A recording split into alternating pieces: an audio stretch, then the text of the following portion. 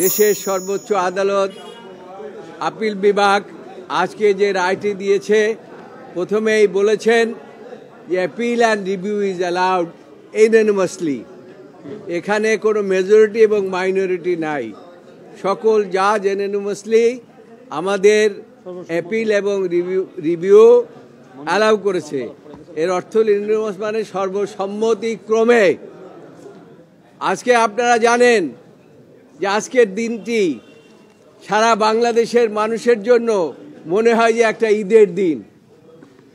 এই ঈদের দিন এই কারণে যে 13 অ্যামেন্ডমেন্টটিকে একজন বিচারপতি রাজনৈতিক উদ্দেশ্য প্রণোদিতভাবে তিনি এই রায়টি দিয়েছেন, এবং সেই রায়টি ছিল একটি সরকারের উদ্দেশ্যকে বাস্তবায়ন করার জন্য।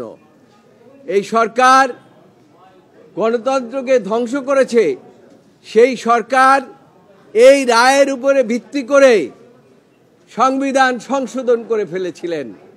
1996 সনে বিএনপি সরকার বেগম খালেদা জিয়া যে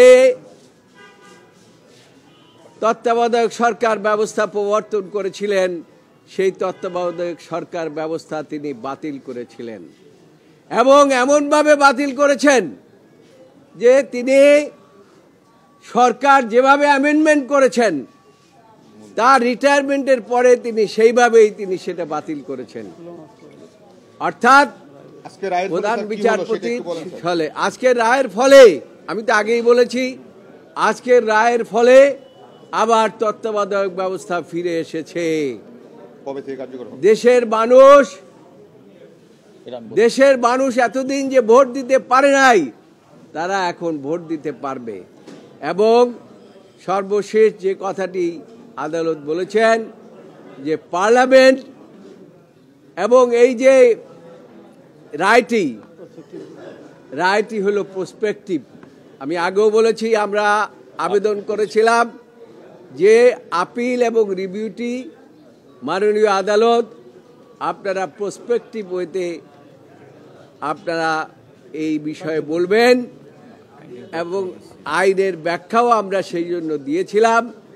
এবং সেই পরিপ্রেক্ষিতেই আজকে আদালত উঠেই আপনারা আমাদের যত আর্গুমেন্ট সেই সম্বন্ধে বলেছেন যে আপনারা যে সমস্ত আর্গুমেন্ট করেছেন সেগুলো আমরা বিচার বিশ্লেষণে নিয়েছি।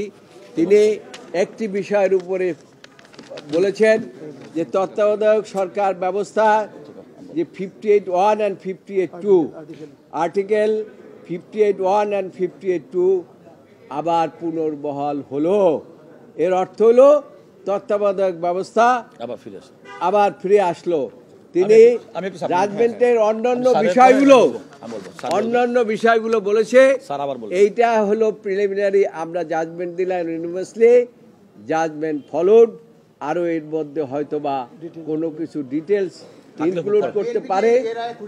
অবশ্যই আমরা মনে করি যে এটা খুশি না, খালি ঈদের দিন আমাদের মনে হচ্ছে। তার কারণ বিএনপি খালি খুশি না, সারা জাতি খুশি। বিএনপি একটা বড় রাজনৈতিক দল, একটি বড় রাজনৈতিক দল, এবং এই রাজনৈতিক দল জনগণের ভোটাধিকারের বাস্তবায়নের জন্য তত্ত্বাবধায়ক সরকার ব্যবস্থা করেছিলেন। সেইটাতে উদ্দেশ্য প্রণোদিতভাবে নিয়ে গিয়েছে দেশের মানুষকে ক্ষতি করার জন্য, দেশের ক্ষতি করার জন্য, দেশকে ধ্বংস করার জন্য। সেটা আজকে এই রায়ের মাধ্যমে প্রমাণ হলো। আপনারা জানেন যে এই রায়ের মাধ্যমে এই শেখ হাসিনা শুধু পালিয়ে এই যে ব্যবস্থা প্রবর্তন করেছিলেন, শুধু আয়নাঘরেই বানান নাই, হাজার হাজার লক্ষ লক্ষ মানুষকে তিনি গুম করেছেন, খুন করেছেন। শুধু তাই নয়, লক্ষ লক্ষ মানুষের বিরুদ্ধে মামলা মোকদ্দমা দিয়ে দমিয়ে রাখার চেষ্টা করেছিলেন।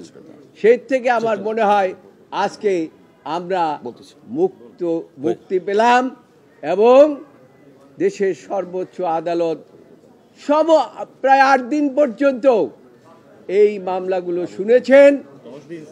10 দিন, 8 থেকে 10 দিন এই মামলাগুলো শুনেছেন এবং মনোযোগ সহকারে শুনেছেন। এমনকি একজন বিদেশি প্রধান বিচারপতি এসে চিফ জাস্টিস নেপালের প্রধান বিচারপতি এসে এখানে বক্তব্য শুনে গিয়েছেন।